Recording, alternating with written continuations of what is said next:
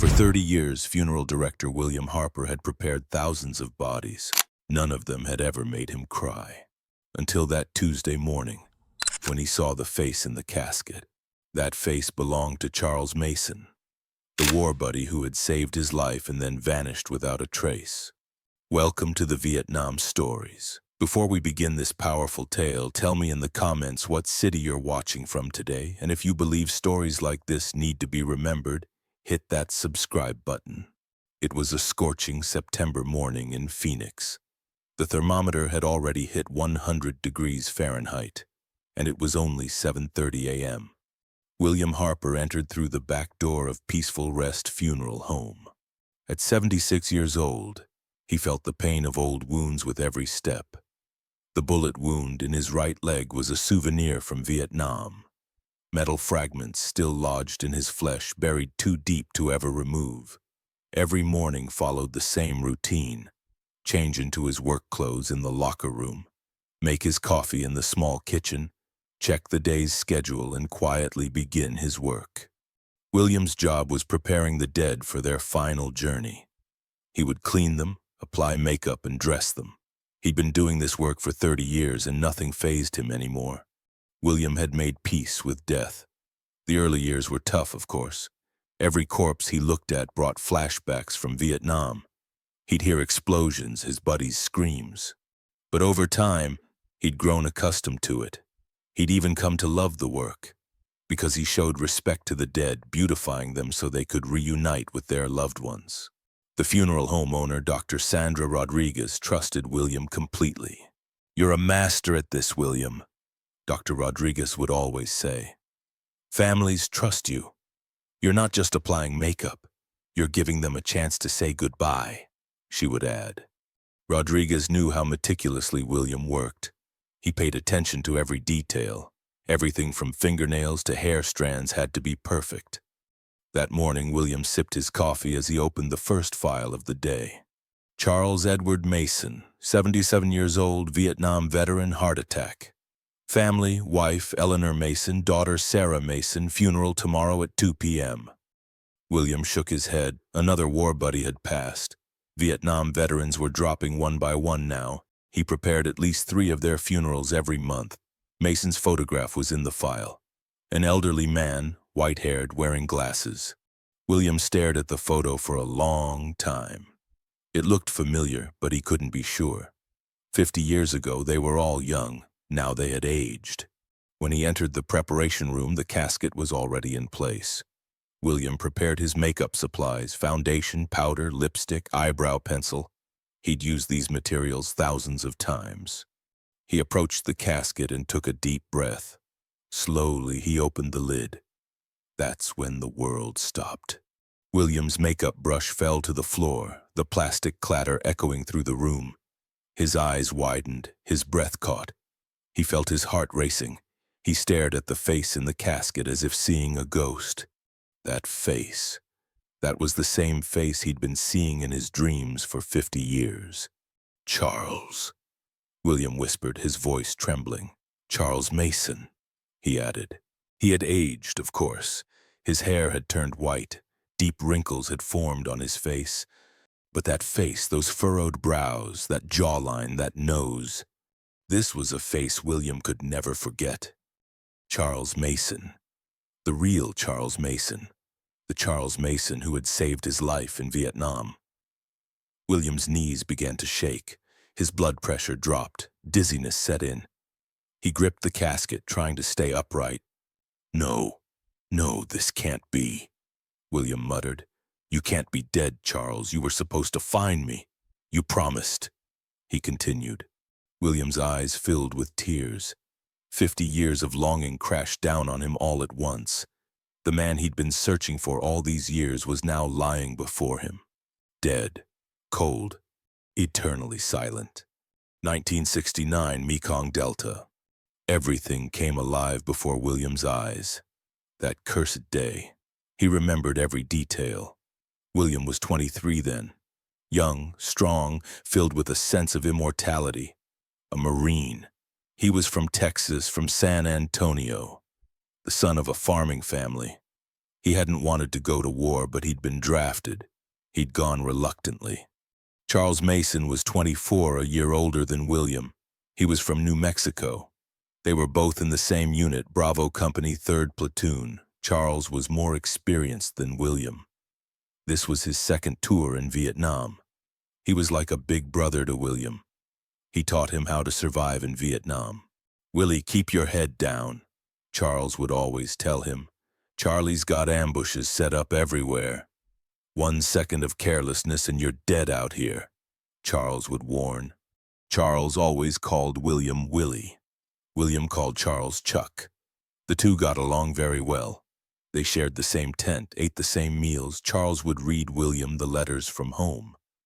William's mother would send wonderful recipes. "I wish we could eat some of your mom's cooking, Willie," Charles would say. "When the war's over, invite me to your house," Charles would add. That day, October 15, 1969, they had a routine patrol mission. An 8-man team was to clear a forested area near the village. According to intelligence reports, there was Viet Cong activity in the area. William was walking directly behind Charles. The sun was scorching, humidity at 90%. They were drenched in sweat, their uniforms soaked through. "Charles, how much further?" William had asked, breathing heavily. "Be patient, Willie, we've got another mile to go," Charles had replied. "Tomorrow we're going on R&R. Beautiful girls in Bangkok, good food, you've got to hang in there." Charles added. R&R meant rest and recreation. Leave. They'd been waiting for this leave for a week. They were going to Bangkok, take showers in hotel rooms, wear clean clothes. The jungle was thick, progress was difficult. Branches and brush covered everything. William followed Charles's footsteps. Charles knew the way well. He'd fought in these areas during his first tour. At noon, they took a break.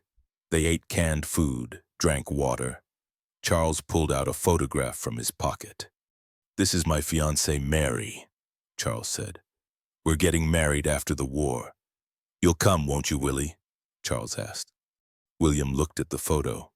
Mary was a beautiful girl, blonde, smiling. "Of course I'll come, Chuck, but you're coming to my wedding too. We'll throw a big party in Texas," William said. "Promise?" Charles had said, extending his hand. "Promise," William had said, shaking Charles's hand. After the break, they continued on their way. At 2 o'clock, they approached the village. Everything looked calm, too calm. Charles had gotten suspicious. "Something's wrong, Willie," Charles had said. "The village is too quiet. Even the chickens aren't making noise," Charles added. William had felt that strange silence too. It was as if the village had been abandoned. But the intelligence reports said civilians were there. That's when everything changed. The mine exploded. Right in front of William's feet, 6 feet away. Dirt flew into the air. His ears went deaf. The explosion was so powerful that William was thrown into the air and fell 10 feet backward. When he hit the ground, blood was gushing from his right leg. Metal fragments had pierced his leg. Bone was visible. The pain was so intense that William couldn't even scream. He couldn't breathe, felt like he was suffocating. Blood loss had begun rapidly. "Charles," William had screamed, his voice cracking. "Charles, help me," William cried out. After getting over the shock of the explosion, Charles ran to William. He was wounded too, blood coming from his ear. But he was only thinking about William. "Willie, stay calm, you're okay," Charles shouted. "Medic!" Charles screamed. But the medic was too far away, at least 500 yards. William couldn't survive that long with this much blood loss. Charles knew this. "Willie, look at me," Charles said, holding William's face.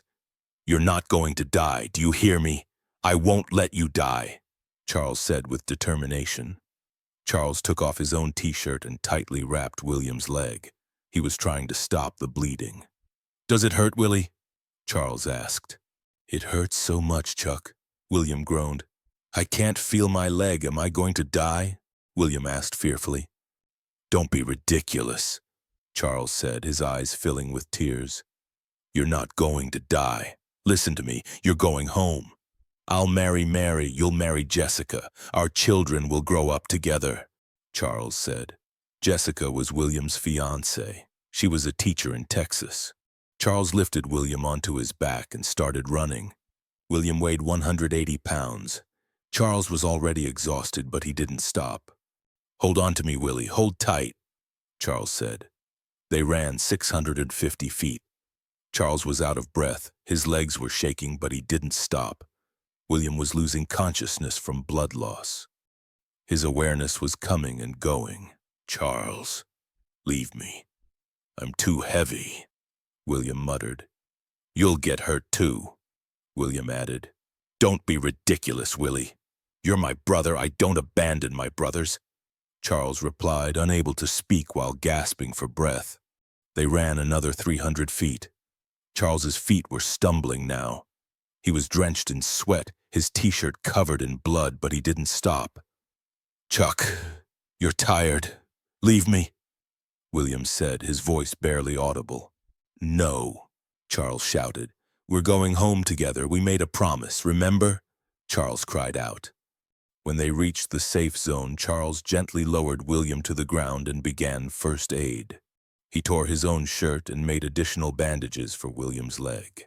His hands were covered in blood. You're going to make it, Willie, Charles said, wiping the sweat from William's forehead. You're going home. Jessica is waiting for you. Your mother is waiting for you too, Charles consoled him. You're coming home too, Charles, William whispered. We'll go together. We promised, William added. Charles smiled, but his eyes were filled with tears. Of course, Willie. When the war's over, we'll meet up. We'll both return to America and reminisce about the old days. We'll meet at the farm, Charles said. 10 minutes later, the medevac helicopter arrived. The paramedics placed William on a stretcher. Charles ran to the stretcher. William tried to reach out to Charles. Charles, write down my address. San Antonio, Texas, Harper family. You'll find me, won't you? William pleaded. Charles gripped William's hand tightly. I'll find you, Willie, I promise. My first job after the war will be to find you. Harper family, San Antonio, I won't forget, Charles said. I'll find you too, Chuck. Mason family, New Mexico, William said. Promise, Willie? Charles asked. Promise, Chuck, William replied. When the helicopter took off, William waved to Charles. Charles waved back, crying. This was the last time William saw Charles. Now, 55 years later, William was looking at Charles in the casket. Aged dead Charles. William's eyes filled with tears. Tears streamed down his cheeks. I searched for you, Charles, William whispered. I searched for 55 years. I looked everywhere for you. Where were you? Why couldn't I find you? William asked. He knelt beside the casket. He held Charles's hand. It was cold, stiff. I'm too late, Chuck. Too late. I wish I could have found you while you were alive, William said sadly. The door opened and Dr. Rodriguez came in. She was surprised to see William's condition. William, are you okay? Are you crying? Dr. Rodriguez asked. William couldn't take his eyes off Charles. I know him, William said, his voice breaking. He's my war buddy. We fought together in Vietnam. He saved my life. I've been looking for him for 55 years, William explained. Dr. Rodriguez came over and touched William's shoulder. You know Charles Mason? His file says he lived in Phoenix. He'd been in this city for 45 years, Dr. Rodriguez informed him. William's heart tightened. He had difficulty breathing. 45 years? So he was here too. We were living in the same city, William said in shock. His family is coming tomorrow, Dr. Rodriguez said. His wife Eleanor, daughter Sarah. Maybe you'd like to talk to them, Dr. Rodriguez suggested. William nodded. The tears couldn't be stopped now. He had promised, William muttered. He promised he'd find me after the war. I promised him too, William added sadly. That night, William couldn't go home. He stayed at the funeral home, keeping vigil beside Charles. He talked to him for hours. He told him about the years after Vietnam. After I returned from Vietnam, I searched for you, Chuck, William said. I went to New Mexico. I visited Mason families one by one, but I couldn't find you. I thought maybe you'd given me wrong information, William recounted. William's voice was trembling. Then I got married. To Jessica. Do you remember her? We had 2 children, James and Susan, but I always told Jessica about you. Charles saved me, I'd say. I would have died without Charles, I'd say. William continued. He paused for a moment, looking at Charles's face. Jessica got sick 10 years ago. Cancer. Before she died, she said, "Find Charles." "Thank him," she said. "But I couldn't find you, Chuck. I couldn't," William said sadly. "My children grew up, got married, moved away. James lives in California. He's an engineer. Susan is in New York. She's a doctor. I have grandchildren, but I don't see them much either. I was left alone, Chuck, so alone," William confessed. When morning came, William had perfectly completed Charles's preparation. He carefully combed his hair, straightened his suit, tied his tie. "You're ready now, my friend," William said. "Ready to meet your family. They must love you very much," William added. At noon, the Mason family arrived. Mrs. Eleanor Mason was an elegant 74-year-old woman. White-haired, blue-eyed, sad but strong-looking. Beside her was her 45-year-old daughter, Sarah. Sarah looked very much like her father. William greeted them, rubbing his hands together nervously. "I'm William Harper," William said. "I'm an old friend of your husband's, your father's," William introduced himself. Mrs. Mason was surprised. Her eyes widened. "Charles's friend? How do you know him?" Mrs. Mason asked curiously. "From Vietnam," William said. "He saved my life. I'm Willie Harper," William explained. Eleanor's expression changed. Her eyes filled with tears. "Are you William Harper?" "Willie?" Eleanor asked in shock. William froze. "You know me?" William asked curiously. "Charles always talked about you," Eleanor said, her voice trembling. "He'd been searching for you for 45 years. He'd go to every Vietnam veteran reunion looking for traces of you. He'd ask everyone about Willie Harper," Eleanor recounted. William's heart shattered. "He was looking for me too?" William asked in shock. Sarah stepped forward, holding a folder in her hands. "My father kept a file for you. He'd write down the address of every William Harper he found. He called hundreds of people, wrote hundreds of letters, but he could never find you," Sarah explained. William looked at the folder. It contained dozens of pages, William Harper names, phone numbers, addresses. "I was always here," William said, his voice cracking. "In Phoenix, in the same city. I've been working at this funeral home for 30 years. William added sadly. Eleanor nodded. "Charles was always here too. We moved here 45 years ago. Isn't it strange? You were living in the same city but never crossed paths," Eleanor said sadly. "Maybe we did cross paths but didn't recognize each other," Sarah said. "You'd both aged," Sarah added. "He was hospitalized last year," Eleanor said. "He'd had a heart attack. In his final days, he kept saying, 'Find Willie. Tell Willie I loved him,' he'd say. He'd write your name and give it to the nurses," Eleanor recounted. William couldn't take it anymore. He began sobbing uncontrollably. "He loved me too? I loved him too. He was my brother, my closest friend," William said, crying his heart out. Eleanor touched William's shoulder. "If Charles had known you worked at a funeral home, how happy he would have been. He always said Willie was a good-hearted kid. I hope he's happy. I hope he has a beautiful family," Eleanor consoled him. "I couldn't be happy," William sobbed. "I always felt guilty for not finding him. I thought maybe I didn't search hard enough. I thought maybe he forgot me," William confessed. "No," Sarah said firmly. "My father thought the same thing. Maybe Willie forgot me," he'd say. "Maybe Willie isn't alive anymore," he'd say. "You both loved each other very much but couldn't find each other," Sarah explained. Before the funeral service, William stood beside Charles's casket one last time. "We finally reunited, Charles," William said. "After 55 years, I wish we could have found each other while alive. I wish we could have grown old together, but now I know you were looking for me too. That's enough for me, Chuck. That's enough." William expressed his feelings. The service had hundreds of people. Charles's family, friends, neighbors, co-workers. William was there too, sitting in the front row next to Eleanor. It was the first time he'd been among such a crowd. As the pastor spoke, he told about Charles's life. "Charles Mason was a brave soldier in the Vietnam War," the pastor said. "He loved his comrades, would give his life for them. But most of all, he searched for a friend named Willie Harper. If Charles had known that Willie was also searching for him, how happy he would have been," the pastor said. After the service, William remained at Charles's grave. Eleanor and Sarah were beside him too. The sun was setting. The cemetery was becoming quiet. "You don't need to search any more, Charles," William said.